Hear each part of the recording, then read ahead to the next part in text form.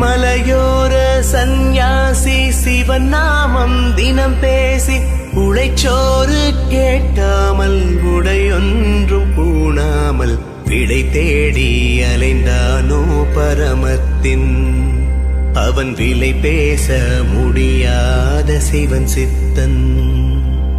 மலையோர சந்நியாசி சிவன் நாமம் தினம் பேசி உழைச்சோறு கேட்டாமல் உடையொன்றும் பூணாமல் விடை தேடி அலைந்தானோ பரமத்தின். அவன் விலை பேச முடியாத சிவன் சித்தன்.